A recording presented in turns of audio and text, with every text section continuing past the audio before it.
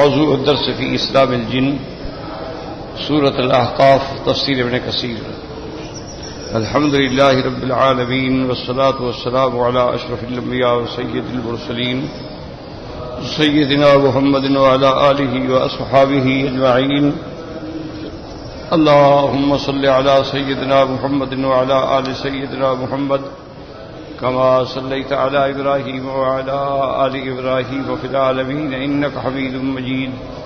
أعوذ بالله من الشيطان الرجيم. بسم الله الرحمن الرحيم. وإذ صرفنا إليك نفرا من الجن يستمعون القرآن فلما حضروه قالوا أنصتوا فلما قضي ولوا إلى قومهم منذرين. قالوا يا قومنا إنا سمعنا كتابا أنزل من بعد موسى يهدي إلى الحق وإلى طريق مصدقا لما بين يديه يهدي إلى الحق وإلى طريق مستقيم. يا قومنا أجيبوا داعي الله وآمنوا به يغفر لكم من ذنوبكم ويجركم من عذاب أليم. قال المؤلف والمفسر رحمه الله تعالى أدام النفع بعلومه وعلومكم في الدارين آمين. إلى أن قال وقال ابن أبي حاتم حدثنا أبي قال حدثت عن جرير عن ليث مجاهد ابن عباس رضي الله عنهما قال لا يدخل مؤمن والجن الجنة لأنهم من ذرية إبليس ولا تدخل ذرية إبليس الجنة والحق أن مؤمنيهم كمؤمني الإنس يدخلون الجنة كما هو مذهب جماعة من السلف. وقد استدل بعضهم لهذا بقوله عز وجل لم يطمسهن إنس قبلهم ولا جان. وفي هذا الاستدلال نظر وأحسن منه قوله جل وعلا ولمن خاف مقام ربه جنتان فبأي آلاء ربكما تكذبان. فقد امتن تعالى على الثقلين بأن جعل جزاء محسنهم الجنة. وقد قابلت الجن هذه الآية بالشكر القولي أبلغ من الإنس فقالوا ولا بشيء من آلائك ربنا نكذب فلك الحمد.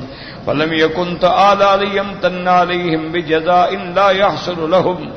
وأيضا فإنه إذا كان يجازي كافرهم بالنار وهو مقام عدل فلأن يجازي مؤمنهم بالجنة وهو مقام فضل بطريق الأولى والأحرى. اب مفسر رحمت اللہ علیہ اس آیت پر بحث کر رہے ہیں کہ سورۃ الاحقاف کی اس آیت میں اللہ نے ارشاد فرمایا ہے، وہ واقعہ، وہ قصہ نقل فرمایا ہے جو جنات آئے، قرآن سنا، ایمان دل میں گھر کر گیا، اپنی قوم کو جا کے خطاب کیا، اپنی قوم کو جا کے دعوت دی کہ ہم نے ایک ایسی کتاب سنی ہے جو موسیٰ علیہ السلام کے بعد اب سنی ہے، یعنی وہ بھی اللہ کی کتاب، یہ بھی اللہ کی.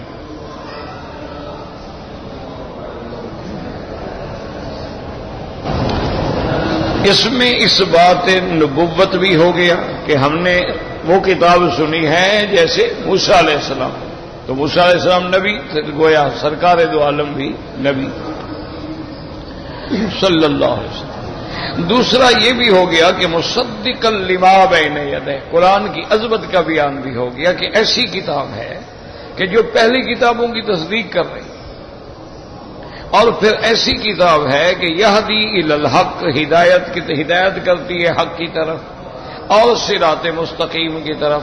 تو علماء نے فرمایا کہ حق سے مراد اعتقادات ہیں، عقائد ہیں، اور صراط مستقیم کی طرف سے اشارہ اعمال کی طرف ہے، اعمال صالحہ ہیں جن کو سر انجام دینے سے بندہ سیدھے راستے پہ آ جاتا ہے. اس کے بعد پھر انہوں نے کہا کہ یا قومنا اجیبوا داعی اللہ وآمنوا بہ، کہ اے ہماری قوم، اے ہماری برادری کے لوگوں، ایمان لے آؤ اللہ کے پکارنے والے پر، اللہ کے بھیجے ہوئے نبی حضرت محمد مصطفیٰ صلی اللہ علیہ وسلم کی دعوت کو مان لو، ایمان لے آؤ اور تمہیں ایمان لانے کے بعد انعام کیا ملے گا؟ یغفر لکم من ذنوبکم، تمہارے بعض گناہوں کو بخش دیا جائے گا، وَيُجِرْكُم مِّنْ عَذَابٍ عَلِيمٍ، اور تمہیں پناہ دی جائے گی عذاب دردناک سے۔ یہ ہے قرآن کی آیت۔ اس سے علماء نے فرمایا کہ بھی دو چیزیں ہیں، ایک تو ہے مغفرت ذنوب کے تمہارے گناہ بخشے جائیں گے، اور دوسرا تمہیں عذاب دردناک سے پناہ دی جائے گی۔ یہاں یہ نہیں کہا گیا کہ تمہارے گناہ بخشے جائیں گے اور تمہیں جنت میں داخل کیا جائے گا، حالانکہ مقام تو یہ تھا نا، یہ بہت بڑا مقام تھا کہ جب ان کو ایمان کی دعوت دی جا رہی ہے تو آگے جنت کی بشارت دیں، لیکن انہوں نے دو باتیں کی، تمہارے گناہ بخش دیے جائیں گے اور تمہیں عذاب دردناک سے پناہ دی جائے گی۔ تو اس لیے بعض علماء اس طرف چلے گئے کہ جنات جو ہیں چاہے وہ ایمان والے بھی ہوں وہ جنت میں داخل نہیں، ان پر فضل یہ ہوگا کہ ان کے گناہ معاف ہو جائیں گے اور ان کو اللہ جہنم کے عذاب سے بچا دیں گے، بس ان کو جنت میں نہیں داخل کیا۔ اور اس پر انہوں نے حضرت ابن عباس کا بھی ایک قول پیش کیا ہے کہ حضرت ابن عباس نے بھی فرمایا، اللہ عالم، چونکہ حضرت ابن عباس کی طرف بڑے قول ذکر کیے جاتے ہیں لیکن وہ زیادہ صحیح بھی نہیں ہوتے، یعنی اگر دیکھا جائے تو حضرت ابن عباس کی طرف تقریباً 6000 قول ہے کہ حضرت ابن عباس نے یہ فرمایا، یہ فرمایا، یہ فرمایا، ان میں صرف 419 صحیح ہیں، باقی سارے غلط ہیں۔ اس کی وجہ یہ تھی کہ بھئی جو فرق باطلہ تھے نا جی، ان کا کام یہ ہوتا تھا کہ وہ مختلف اقوال اپنی طرف سے بنا کے کتابوں میں ڈال دیتے تھے۔ اب مدت گزر گئی، دور گزر گیا، لیکن کتابوں میں وہ اقوال چلے آئے، آگے کتابیں چھپتی رہیں، نقل ہوتی رہیں، علماء نے بھی نہ نکالا، انہوں نے کہا بھی اب پیچھے سے چلا آ رہا ہے، ٹھیک ہے، جو آدمی سمجھدار ہے وہ خود اندازہ کر لے گا۔ تو اس طرح غلط اقوال جو ہے وہ تقریباً بہت ساری، اور خاص طور پہ تفسیر کے میدان میں تو لوگوں نے بڑی زیادتی کی، تفسیر میں، تاریخ میں، احادیث مبارک میں بھی زیادتی کی گئی ہے، لیکن اتنا نہیں۔ وہاں بھی بہت ساری روایات ہیں جو شیعہ نے بنا کے کتابوں میں ڈال دی۔ اچھا، یہی کام انہوں نے اولیاء اللہ کے ساتھ بھی کیا۔ اب دیکھیں حضرت عبد القادر جیلانی رحمۃ اللہ علیہ وہ خالصتاً حنبلی المسلک تھے، خالص انہوں نے اپنی کتابوں میں وضاحت کی ہے کہ میں اپنے اصول میں بھی اور اپنے فروع میں بھی میں تقلید کرتا ہوں امام احمد بن حنبل رحمۃ اللہ علیہ کی، یعنی یہ بڑی وضاحت کے ساتھ موجود ہے۔ اور ویسے بھی ایک یعنی اصول ہے، یاد رکھو ہمیشہ، کہ صحابہ کے زمانے سے لے کر نبی تو نبی ہے نا، اس پر تو اللہ کی وحی ہوتی ہے نا، صحابہ سے لے کر آج تک ایک بات ہمیشہ یاد رکھ لینا، دنیا میں کوئی بندہ ایسا نہیں پیدا ہوا کہ مجتہد بھی نہ ہو اور مقلد بھی نہ ہو، ایسا دنیا میں کوئی حوالہ نہیں دیا جا سکتا کہ فلاں بندہ جو گزرا ہے لا یجتہد ولا یقلد، نہ تو وہ مجتہد تھا اور نہ کسی کی تقلید کرتا تھا۔ تو آدمی دو ہوتے ہیں، ہمیشہ یاد رکھ لیں، یا تو وہ اتنے مقام پہ پہنچے گا کہ خود مجتہد ہو، اگر وہ مجتہد کے مقام پہ نہیں پہنچا ہے تو پھر لازماً مقلد ہوگا، کسی کی تقلید کرے گا، اس کے بغیر کوئی حل ہی نہیں، کوئی چارہ نہیں، تیسری قسمی دنیا میں پیدا نہیں ہو۔ یہ جو ہم پڑھتے ہیں نا، آپ بھی پڑھتے ہیں جی، امام ابو یوسف رحمۃ اللہ علیہ اور امام محبت نے اپنا امام صاحب کی تقلید چھوڑ دی اور اقوال سے رجوع کر لیا، وہ تو مجتہد تھے اللہ کے بندے۔ تو تو جب آدمی خود مقام اجتہاد پہ پہنچ جاتا ہے پھر اس کو تقلید کی کیا ضرورت ہے؟ وہ تو خود مجتہد ہو گیا. تقلید کی ضرورت تب ہوتی ہے جب آدمی مقام اجتہاد پہ نہ پہنچے. تو اس لیے بہرحال تو امام حضرت عبدالقادر جیلانی رحمۃ اللہ علیہ انہوں نے بڑی وضاحت کی. انہوں نے فرمایا اصول میں بھی اور فروع میں بھی میں مقلد ہوں امام احمد ابن حنبل رحمۃ اللہ علیہ کا. اب اتنا بڑا صحیح العقیدہ بندہ، ان کی کتابیں آپ دیکھیں نا جی، تو اس کتاب میں بعض فرق کے باطلہ نے اتنی باتیں اندر ڈال دی ہیں، اللہ معاف فرمائے اللہ معاف فرمائے. بندہ پڑھے تو سوچ ہی نہیں سکتا کہ یہ بات جو ہے کیسے انہوں نے کہی ہو.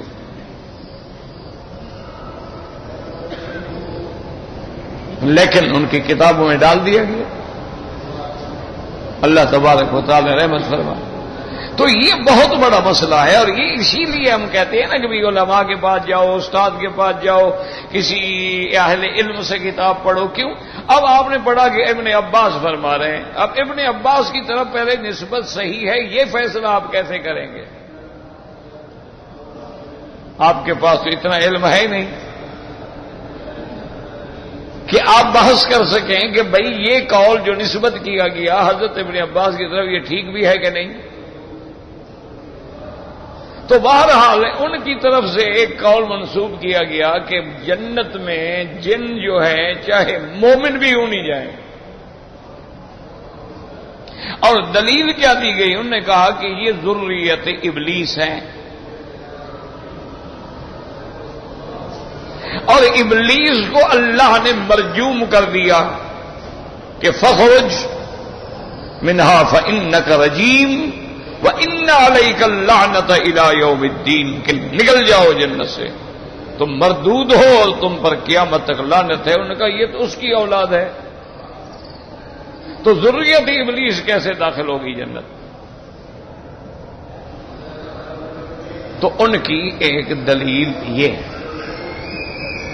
لیکن جمہور صحابہ، جمہور سلف اور جمہور خلف کا یہ عقیدہ ہے، یاد رکھو کہ مومن اگر جن ہوگا تو وہ جنت میں جائے گا، کافر ہوگا تو وہ جہنم میں جائے گا. اسی طرح انسان مومن ہے جنت میں جائے گا، کافر ہے جہنم میں جائے گا. تو یہ عقیدہ ہے جمہور کا، جس پر جمہور سلف اور خلف کا آج تک اتفاق چلا آ رہا. اچھا، انہوں نے بھی ایک آیت سے استدلال ذکر فرمایا ہے کہ اللہ پاک فرماتے ہیں کہ قیامت میں ہم اپنے بندوں کو حوریں دیں گے، اور وہ حور جو ہے وہ ایک اور مخلوق ہوگی، وہ کسی انسان سے پیدا نہیں ہوئی ہوگی، اللہ اس کو پیدا فرمائیں گے شان کن فیکون سے. اور ان کی صفت ایسی ہوگی کہ لم یطمثہن انس قبلہم ولا جان، اس جنتی سے پہلے اس کی ان حوروں کو کسی انسان یا کسی جن نے ہاتھ بھی نہیں لگایا ہوگا. یعنی وہ اتنا محفوظ ہوں گی، اتنا با عزت با عفت با عصمت ہوں گی. وہ بازاری عورتیں نہیں ہوں گی جن کو ساری دنیا ہاتھ لگاتی رہے اور سب سے ہاتھ ملاتی رہیں اور ٹہکتی رہیں اور چہکتی رہیں اور مٹکتی رہیں اور لٹکتی رہیں. لم یطمثہن انس قبلہم ولا جان. تو نے کہا جب انسانوں نے بھی ہاتھ نہیں لگایا، جنہوں نے بھی ہاتھ، جن جائیں گے تو تبھی بات ہے نا. کوئی جب جائے گا نہیں تو پھر ان کے ذکر کرنے کی کیا ضرورت تھی؟ بھئی کوئی جائے تبھی کہا جائے گا نا کہ جائے تو صحیح لیکن کسی نے ہاتھ نہیں لگایا. جب وہ جائیں گے نہیں تو ان کا ذکر کرنے کی کیا ضرورت تھی؟ ایک آیت یہ بھی استدلال کیا ہے، لیکن ابن کثیر رحمۃ اللہ علیہ فرماتے ہیں یہ کوئی قوی دلیل نہیں، یہ تو محاورتاً کہہ دیا جاتا ہے کہ بھی فلاں عورت اتنا پاک ہے، اتنا پاک ہے، اس کو آج تک کسی نے ہاتھ نہیں لگایا. تو ضروری نہیں ہوتا کہ ضرور پہلے بندے جائیں پھر ہاتھ نہ لگائیں پھر ہم کہیں. کہا یہ تو ایک محاوراتی کلام ہے، کہہ دیا جاتا ہے کہ جی فلاں عورت ماشاءاللہ ایسی پاک ہے کہ آج تک اس کو، جیسے ہمارے بعد جٹ بھی کہہ دیتے ہیں، اس کو کسی بندے بشر نے ہاتھ ہی لگا دیا. بندہ اور ہوتا ہے، بشر کوئی اور ہوتا ہے. وہ بیچارے ہوتے ہیں ان پڑھ آدمی، تو وہ ایک محاورتاً کہہ دیتے ہیں وہ جی اس کو تو کسی بندے بشر نے آج تک نہیں دیکھا. خدا کے بندو، بندہ بشر ایک ہوتا ہے، دو نہیں ہوتے. وہی بندہ ہوتا ہے، وہی بشر ہوتا ہے. تو مفسر ابن کثیر فرماتے ہیں کہ اس دلیل میں تو وزن نہیں ہے. یہ تو ان کی پاکی بیان کی گئی کہ وہ اتنا پاک ہوں گی کہ کئی مقام پہ اللہ فرماتا ہے کأنہن بیض مکنون، وہ ایسے ہوں گی جیسے انڈا چھپا ہوا ہوتا ہے، اس کو توڑتے ہو خول سے کیسے سفید ہوتا ہے. اور کہیں اللہ تبارک و تعالی فرماتے ہیں حور مقصورات فی الخیام، وہ ایسی عورتیں ہوں گی ایسی خوبصورت شان والی، لیکن اپنے خیموں کے اندر محدود ہوں گی. وہ بازاروں میں یا سمندروں کے کنارے پہ بھاگ شاک نہیں کرتی ہوں گی. مقصورات فی الخیام. اسی طرح دوسری جگہ قرآن پاک فرماتے ہیں قاصرات الطرف، اپنی نظروں کو جھکانے والی، اس کی نظر اس کے شوہر کے سوا کسی پہ نہیں پڑے گی. ایسی عورت ہوگی اللہ تبارک و تعالی اس کو ایسا مقام دیں گے کہ لم یطمثہن انس قبلہم ولا جان. جیسے ایک تاریخ میں عجیب واقعہ آیا ہے، اللہ اکبر. ایک بندہ اللہ کا بندہ تھا، نوجوان تھا، صالح تھا، جنگل میں بیچارہ بھٹک گیا. آگے ایک ندی بہ رہی تھی، ندی پہ آیا، پانی پیا، بھوک نے ستایا. اتنے میں کیا دیکھتا ہے کہ کچھ سیب جو ہے نا دو تین، وہ بس ندی میں تیرتے آ رہے ہیں. جلدی سے ندی میں گیا، پکڑ لیا سیب، بھوکا تھا، کھا لیے. حالانکہ آدمی کو جان بچانے کے لیے تو مردار کھانے کی بھی اجازت ہے. اس نے جب کھا لیے، ہوش آیا تو اس نے کہا کہ بھائی میری تو ساری زندگی کی عبادت ختم ہو گئی، میں نے تو اپنے اندر کبھی حرام ڈالا نہیں تھا. یہ پتہ نہیں کس کے سیب تھے، کہاں سے آ رہے تھے، تو میں نے بغیر اجازت کے، بغیر خرید کے کھا لیے، میری تو ساری نیکیاں برباد ہو گئی.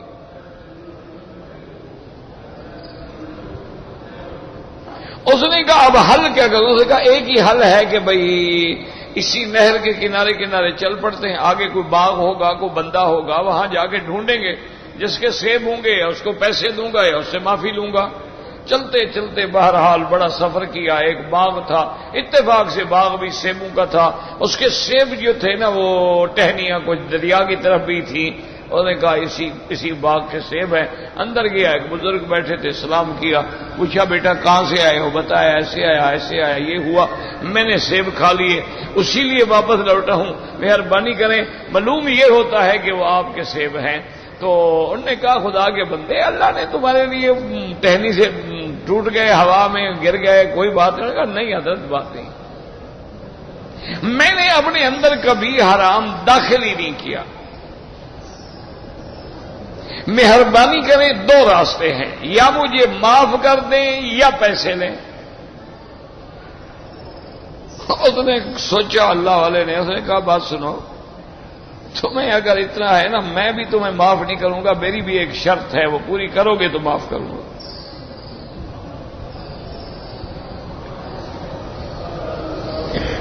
اس نے کہا جناب جو شرط ہو حاضر. اس نے کہا میری ایک لڑکی ہے، تمہیں اس سے شادی کرنی پڑے گی. اس نے کہا عجیب بات ہے بھائی، سیب بخشوانے کا ایسے ہے اور شادی کا انتظام بھی اللہ نے کر دیا. اس نے کہا جناب یعنی کیا بات ہے، اتنے بڑے آپ کے باغ. اس نے کہا باغ ہے، دولت ہے، پیسہ ہے، لیکن میری لڑکی ہے اندھی،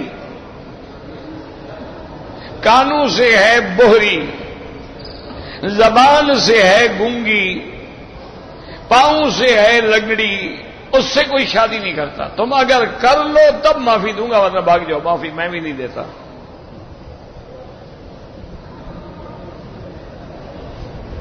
اب نوجوان نے کہا حضرت ٹھیک ہے مجھے سوچنے دیں.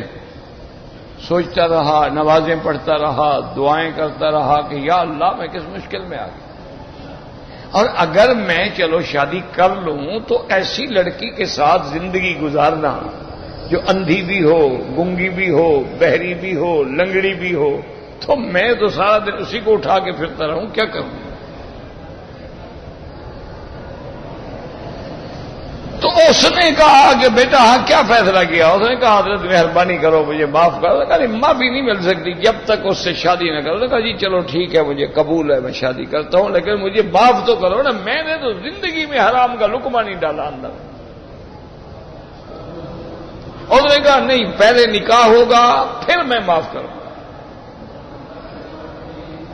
لے آئے جناب، نکاح ہو گیا. اب اس نے معاف کر دیا. اس نے کہا میں نے تمہیں معاف کر دیا ہے، اور یہ گھر جو ہے نا، یہ گھر بھی میں نے تیرے نام پہ کر دیا کہ تم مسافر ہو، کہاں رہو گے، اور میری اس لڑکی کو کون سنبھالے گا؟ ٹھیک ہے جی. اس نے کہا جدا ٹھیک ہے. انہوں نے کہا میرا تو ہے ہی نہیں آگے پیچھے کوئی، چلو یہیں رہ جاتے ہیں. ٹھیک ہے. وہ جناب کہتے ہیں کہ میں جب سارا دن پریشان رہا، شام ہو گئی، رات ہو گئی، آخر وہ بزرگ آئے، مجھے اپنے گھر کے دروازے پہ لے گئے کہ بیٹا اب یہ تمہارا گھر ہے، تمہاری بیوی کو اندر ہم نے پہنچا دیا ہے، اب تم جاؤ، تم جانو، تمہاری بیوی جانو. کہتا میں جب اندر گیا تو میں نے جب اس کا گھونگھٹ اٹھا کے دیکھا ہو تو ایسی جمیل اور خوبصورت، اور وہ تو 14ویں کا چاند تھی، اور اتنی بڑی بڑی اس کی آنکھیں ہیں، اور اس نے بڑے استقبال سے مجھے مرحبا کہا. میں نے کہا یہ کیا مطلب؟ یہ تو بولتی بھی ہے، کہیں غلطی تو نہیں ہوگی؟ میں بھاگا پیچھے کہ معلوم ہوتا ہے کہ دھوکہ ہو گیا. اس بیچارے کی تو بیٹی اندھی تھی، یہ آنکھوں والی ہے، کہیں ایسا نہ ہو کہ کوئی عورت نے چکر چلایا ہو گئی اور آگے بیٹھ گئی ہو، میرا امتحان ہو رہا ہو. تو میں جلدی دوڑا تو کہا ٹھہرو، بھاگو شاگو نہیں، کیوں بھاگ رہے ہو؟ تمہارے دماغ میں ہے نا کہ میرے باپ نے کہا تھا اندھی ہے، تو ان کا معنی یہ تھا کہ میں نے آج تک کسی غیر مرد کو نہیں دیکھا اس لیے اندھی. انہیں تمہیں کہا تھا کہ وہ بہری ہے، میں نے آج تک کسی غیر کی ماں سوا اپنے ماں باپ بھائیوں کے کسی کی آواز ہی نہیں سنی. انہوں نے تمہیں کہا تھا کہ وہ لنگڑی ہے، میں اپنے گھر سے کبھی باہر ہی نہیں نکلی، اس لیے انہوں نے تمہیں کہا تھا اللہ کے بندے میں ہی تمہاری بیوی ہوں. تو اگر پہلے دور میں تو صفت ہی عورت کی یہ ہوتی تھی کہ اس پر یا ماں باپ کی نظر ہو یا خاوند کی نظر ہو. اگر وہ اوپن ایئر تھیٹر ہے، بازاروں میں چل رہی ہے اور پھر رہی ہے، اور کعبے کے طواف ہیں اور باقاعدہ چہرے کھلے ہوئے ہیں اور نیچے جین پہنی ہوئی ہے، اس سے تو بہتر ہے وہ کعبے میں نہ آئے. جیسے کسی اللہ والے نے کہا تھا کہ میں جب طواف کے لیے سوئے کعبہ رفتم، جب کعبے کی طرف جانے لگا تو کعبے سے ندا آئی کہ تم کیوں میرے اندر آ گئے ہو. بیرون در چکر دی کہ درون خانہ آئی، تم باہر کون سے عمل کر رہے تھے کہ اب اتنے قابل ہو گئے اندر بھی آ گئے ہو مجھے آپ اپنے گندے پلید پاؤں سے خراب کرنے کے لیے. ساری زندگی تمہارے یہ پاؤں کاٹتے ہیں. تو وہ بیچارے چپ کر کے کھڑے ہو گئے. اسی لیے انہوں نے کہا تھا نا کہ جو زمین پر سجدہ کرتا ہوں، جب میں زمین پہ سجدہ کرتا ہوں تو آواز آتی ہے مرا خراب کر دی تو سجدہ ریائی، تو ریا کے سجدے کر کے مجھے بھی پلید کر رہے ہو. تو یہ مقام کی باتیں ہیں، یہ ہر بندے کو سمجھ نہیں آتی. آج کے مولوی کو کہہ دو سیدھا کہہ دے گا بس یہ کہنے والے بھی کافر ہیں یا گمراہ ہیں. ان کو پتہ ہی نہیں ہوتا کہ ذوق کیا چیز ہے، ان کو پتہ ہی نہیں ہوتا کہ عشق کیا چیز ہے، ان کو پتہ ہی نہیں ہوتا ہے کہ اللہ کے ساتھ لو لگانے والے جو ہیں ان کا پھر مقام کیا ہو جاتا ہے. کہ صحیح حدیث میں آتا ہے نا، میرا بندہ اتنی عبادت کرتا ہے اللہ فرماتے ہیں کہ میرے اتنا قریب آ جاتا ہے کہ میں اس کے کان بن جاتا ہوں، میں اس کی آنکھیں بن جاتا ہوں۔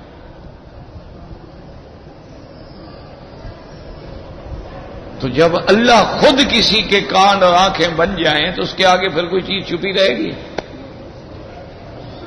لیکن ان باتوں کو سمجھے کون جناب؟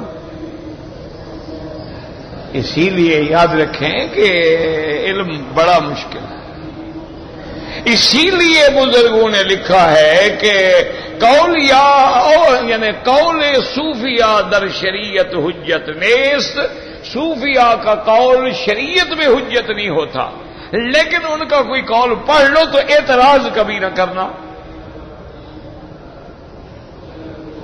حضرت شیخ عبد الجبار سلفی رحمت اللہ علیہ کے بارے میں بہت بڑے اہل حدیث علماء میں گزرے ہیں۔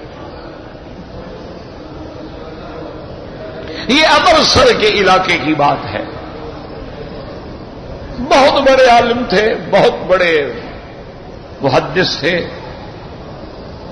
ان کا ایک شاگرد تھا، عبد العلی اس کا نام تھا۔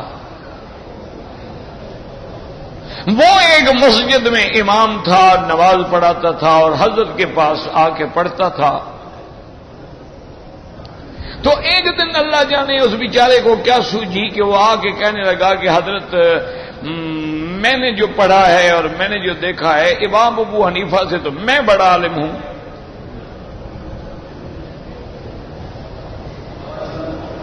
انہوں نے فرمایا کیسے؟ انہوں نے کہا ان کو تو جی زیادہ سے زیادہ بعض علماء نے لکھا ہے 3 حدیثیں آتی تھی، بعض نے لکھا ہے 11 حدیثیں آتی تھیں، زیادہ سے زیادہ 17 حدیثیں آتی تھیں، مجھے تو 50 آتی ہیں، تو میں ان سے بڑا عالم ہو گیا، خامخواہ ان کو لوگوں نے امام بنا رکھا ہے۔ حضرت غصے میں آ کے اٹھ کے چلے گئے، اس سے کوئی بات نہیں کی، وہ چلا گیا۔ واپس جب آئے تو اپنے باقی شاگردوں سے کہا کہ مجھے اس بندے پر ڈر ہے کہ کہیں یہ مرتد نہ ہو جائے۔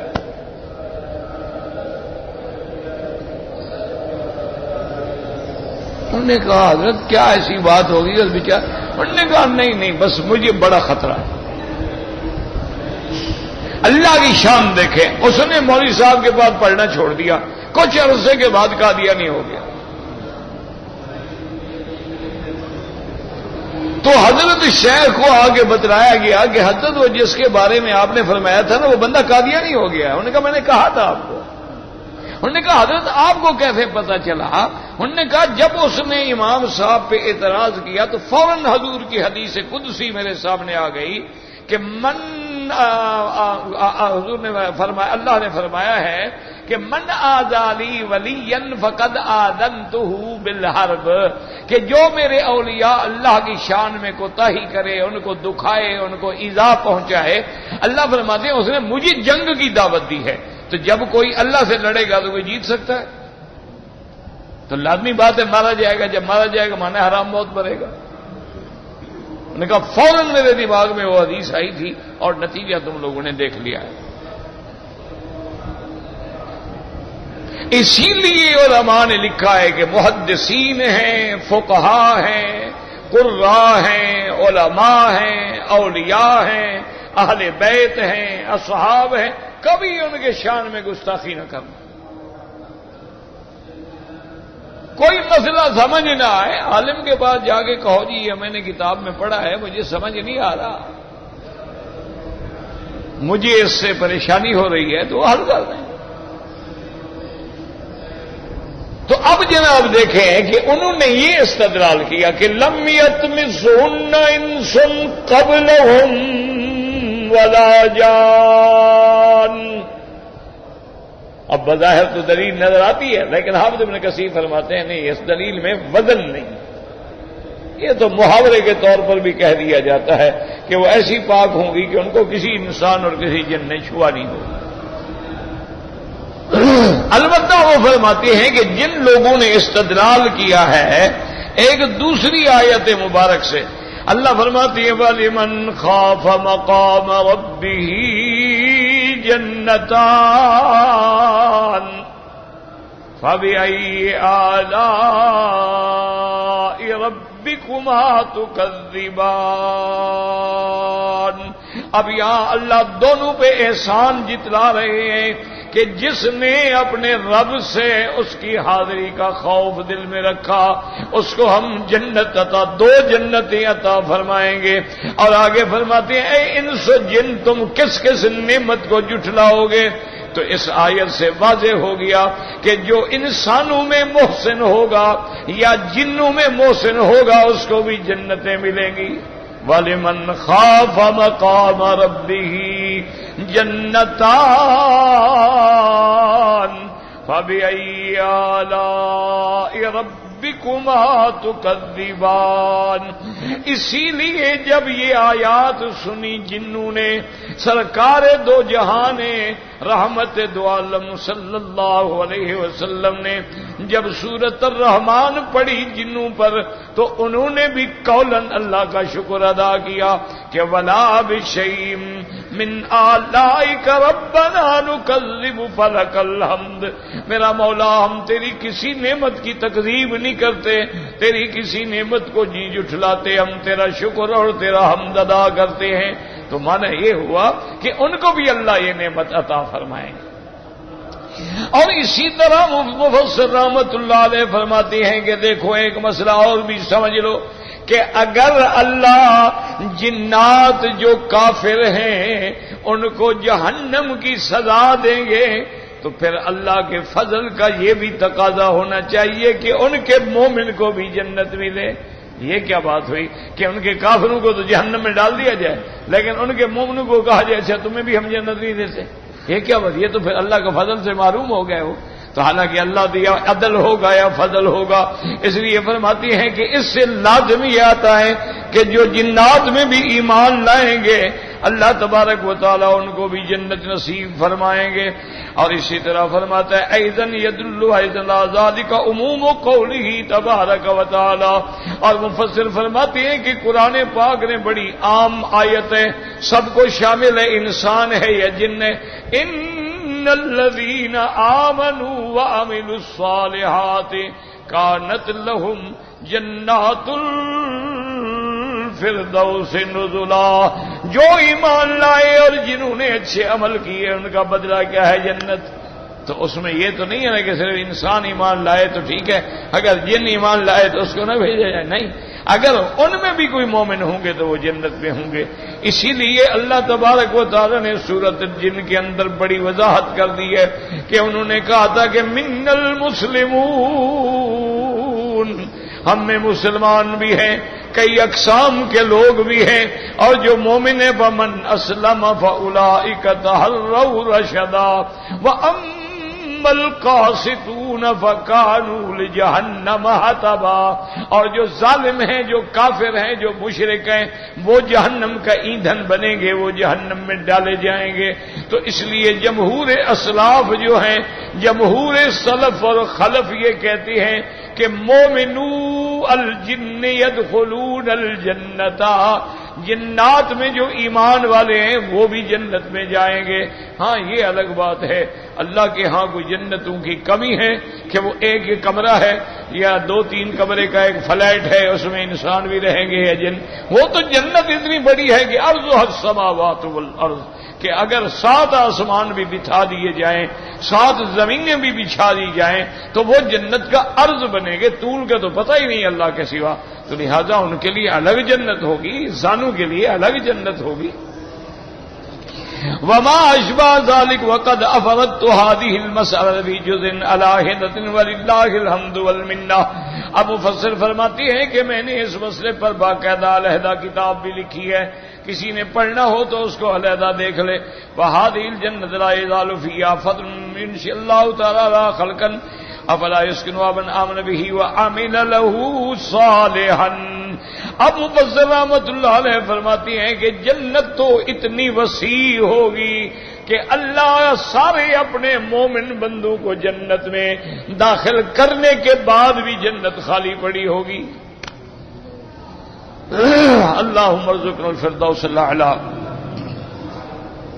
یا اللہ تیری اتنی بڑی جنت ہے، کئی خالی ٹکڑے میں ہمیں بھی پھینک دینا، کون سی بلا تمہارے آگے کمی ہو جائے گی۔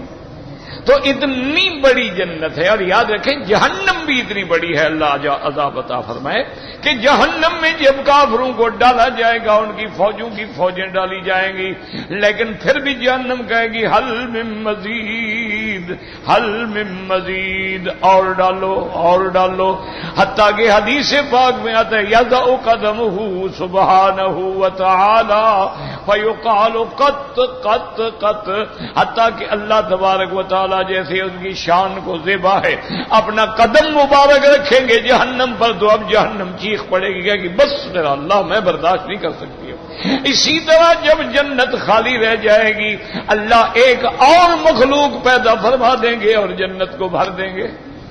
تو مفسر کہتا ہے جب نئی مخلوق بنا کے بھی جنت میں بھیجنی ہے تو مومن جنوں کو کیوں نہیں بھیجیں گے؟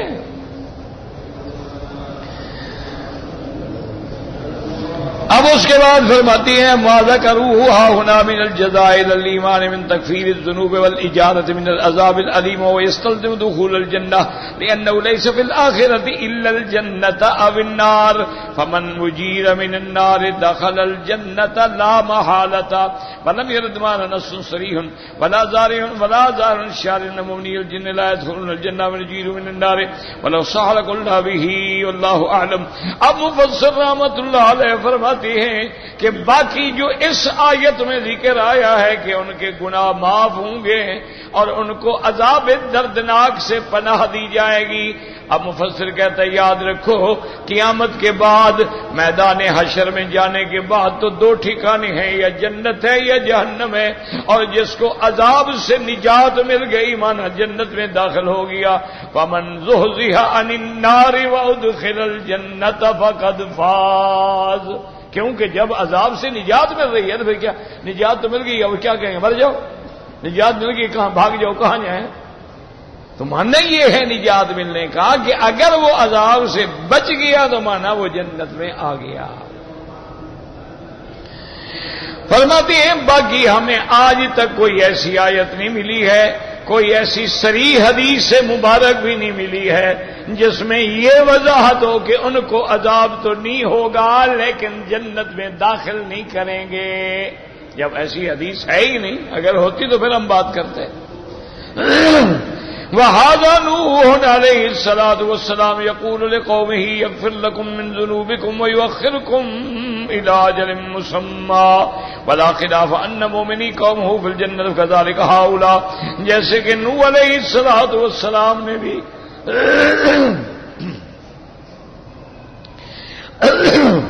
سیدنا نوح علیہ السلام نے بھی اپنی قوم سے خطاب فرمایا تھا کہ یغفر لکم من ذنوبکم وَيُؤَخِّرُكُمْ إِلَىٰ أَجَلٍ مُّسَمًّى.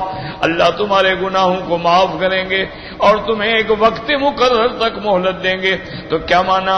یعنی جو حضرت نوح پر ایمان لائیں گے وہ جنت میں جائیں گے.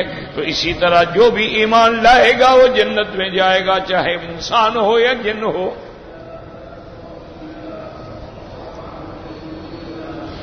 وقد حكى فيهم أقوال غريبة فعن عمر بن عبد العزيز رضي الله عنه أنهم لا يدخلون بحبوبة الجنة وإنما يكونون في ربضها وحولها وفي أرجائها. اور کہتا ہے کہ بعض لوگوں نے اور بھی قول لکھے ہیں کہ وہ جنت میں نہیں جائیں گے بلکہ جنت کے کناروں میں، جنت کی انیکسی میں، جنت کے میدانوں میں، جنت کے ارد گرد ان کو چھوڑا جائے گا. ومن الناس من زعم أنهم في الجنة براهم بنو آدم ولا يرون بني آدم بعكس ما كانوا عليه في الدار الدنيا. بعض کہتی ہیں کہ جنت میں یراہم بنو آدم، جنت میں ان کو بنو آدم دیکھیں گے. ولا يرون بني آدم بعكس ما كانوا عليه في الدار الدنيا، اور دنیا میں تو وہ ان کو نہیں دیکھ سکتے تھے. ومن الناس من قال لا يكون في الجنة ولا يشربون ما يلهون التسبيح والتحميد والتقديس عوضا للطعام والشراب كالملائكة لأنهم من جنسهم. وكل هذه الأقوال فيها نظر ولا دليل عليه.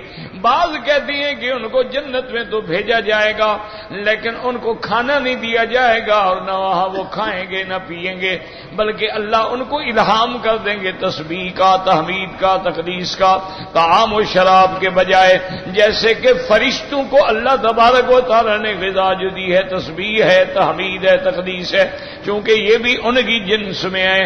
فضل مرتے سارے قول جو ہیں کمزور ہیں اور ان میں کوئی جان نہیں ہے، کوئی حجت نہیں۔ ملائکہ نور سے پیدا ہوئے، جن آگ سے پیدا ہوئے، کہاں ملائکہ اور کہاں جن؟ تو یہ محض اقوال ہیں جن کی کوئی حقیقت نہیں ہے، لیکن اصل بات یہ ہے کہ ہر مومن انسان ہو یا جن جنت میں جائے گا رحمت سے اللہ کی۔ ثم قال تعالی مخبرا انه لا يجب داعي الله وليس موجود في الارض بل قدرة الله شاملة له محيطة به وليس من دونه أولياء لا يجيرهم منه أحد أولئك في ضلال مبين۔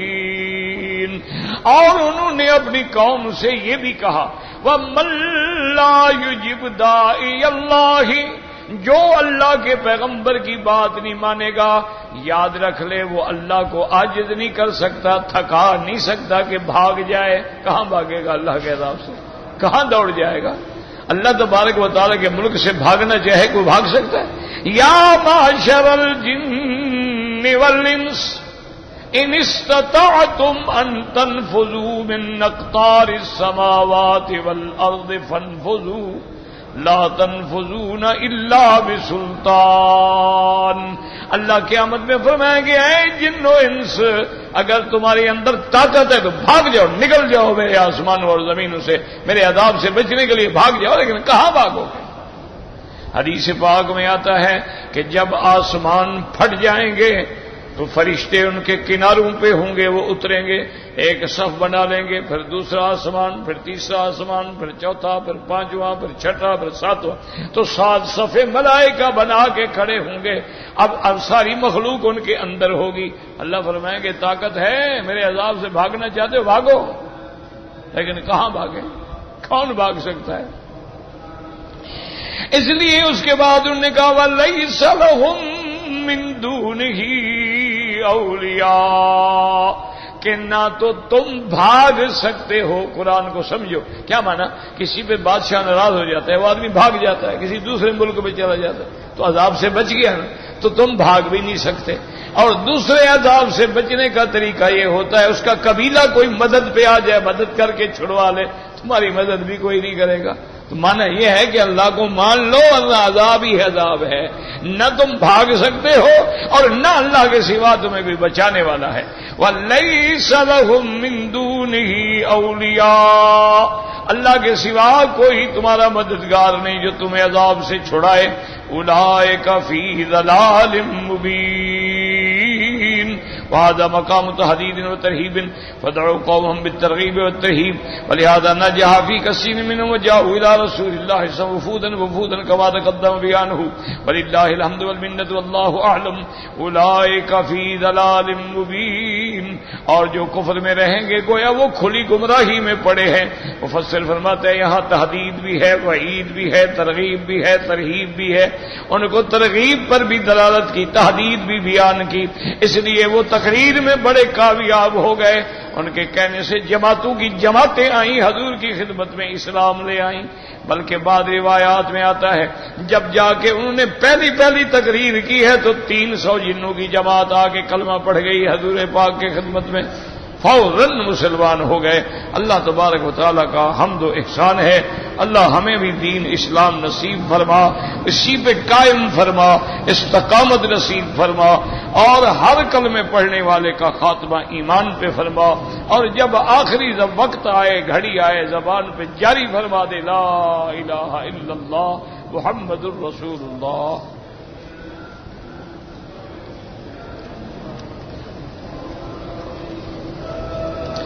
کہتے ہیں جی کہ پاکستان میں جو خود کش حملے ہوتے ہیں تو پاکستان میں مولوی مفتی سارے چھٹی کر گئے ہیں کہ یہ مسئلہ آپ نے یہاں پوچھنا ہے۔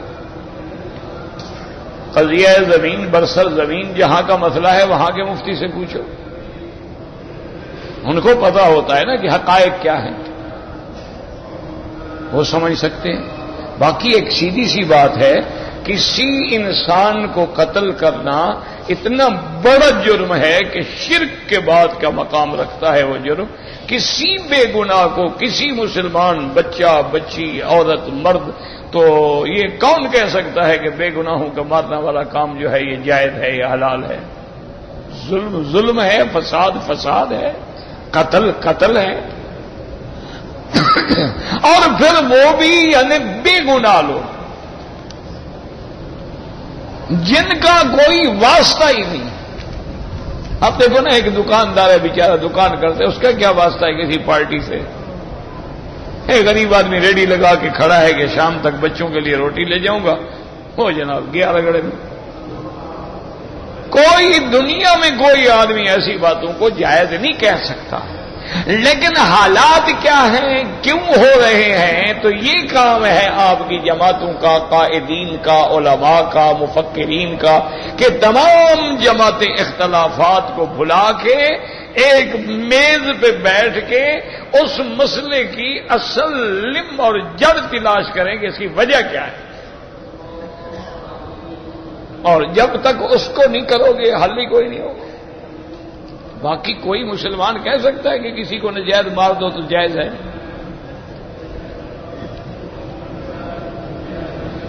داڑھی نہ رکھنے والوں کے لیے حضور نے کیا فرمایا ہے؟ یہی فرمایا ہے کہ وہ گناہگار ہیں، اور بار بار منڈانے والا گناہ کبیرہ کا مرتکب ہے، اور کبیرے کا ارتکاب کرنے والا فاسق فاجر ہو جاتا ہے، یہ نہیں کہ کافر ہو جاتا ہے.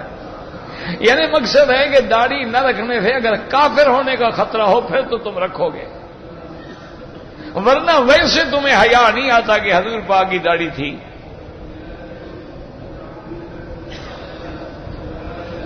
یعنی کوئی ایک پیغمبر بھی ایسا گزرا ہے جس کی داڑھی نہ ہو؟ ایک صحابی، ایک محدث، ایک مجتہد، ایک فقیہ، ایک ولی اللہ کے اولیاء، کوئی ایک بندہ بھی ہے جس کی داڑھی نہ ہو؟ اور پھر یہ ایسی میرے محبوب کی سنت ہے، یاد رکھو، علماء فرماتے ہیں کہ جو ایک لمحے کے لیے بھی حضور سے دور نہیں ہوئی. اب دیکھیں نا جی، مغرب کے بعد 2 رکعت پڑھنا سنت ہے، ٹھیک ہے، 2 رکعت پڑھی آپ چلے گئے. لیکن یہ تو ایسی سنت ہے جو ساری زندگی حضور کے چہرے پہ رہی، کبھی جدا ہی نہیں ہوئی. اور پھر امر جو ہے بظاہر وجوب کے لیے ہے. حضور نے فرمایا کہ اعف اللحا، کہیں فرمایا وفر اللحا، کہیں فرمایا اعف اللحا وقص الشوارب. تو حضور کا حکم ہے، امر ہے. پھر اگر پہلی دفعہ منڈاتا ہے تو گناہ صغیرہ ہے، لیکن جب بار بار منڈاتا ہے تو لا صغیرۃ مع الاصرار، کوئی صغیرہ گناہ صغیرہ نہیں رہتا جس کو بار بار کیا جائے. نہیں، ایک تو چلو چھوڑو، میں کہتا ہوں مسئلے چھوڑو، اللہ نے تمہیں عقل بھی تو دی ہے نا. ایمان سے کہ انبیاء کی داڑھی ہے، اولیاء کی ہے، صحابہ کی ہے، اہل بیت کی ہے. تو قیامت والے دن داڑھی والے تو ہوں گے حضور کے ساتھ، اور جو داڑھی کے بغیر ہیں وہ کس کی سنت ادا کر رہے ہیں؟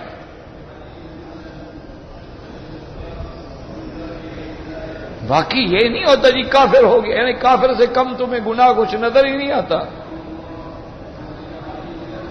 کافر تو اگر کسی نے زنا کیا تو کافر تو نہیں ہو جائے گا، کسی نے شراب پیا وہ کافر تو نہیں ہو جائے گا. لہذا ہم کہیں کرتے رہو، پیتے رہو، کیوں؟ کافر تو نہیں ہو جائے گا. اور اسی طرح یاد رکھ لو، داڑھی منڈانا گناہ کبیرہ ہے، اور مرتکب کبیرہ فاسق و فاجر ہے. اور ائمہ اربعہ کہتے ہیں کہ داڑھی منڈانے والا نہ امام بنے نہ مؤذن بنے.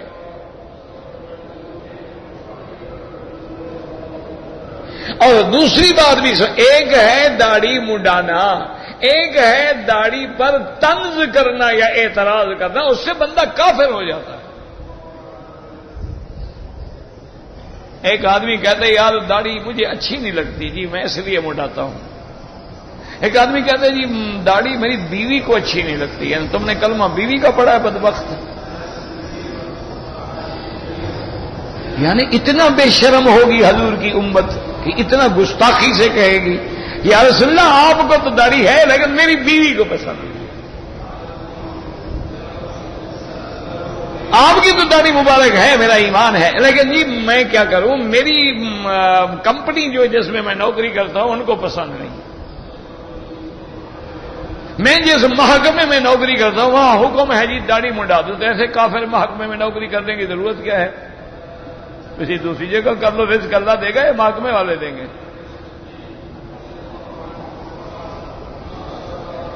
اور یہ تو بڑی یعنی اتنا جرم عام ہو گیا ہے کہ مسلمان کو احساس ہی نہیں داڑھی منڈانے کا، داڑھی منڈا ہوئی ہے، کلین شیو ہے، ملتزم پہ منہ لگا کے چوم رہا ہے حجر اسود کو، قیامت میں گواہی دینا کہ میں اتنا بڑا لعنتی ہوں کہ تمہیں گواہ بنا رہا ہوں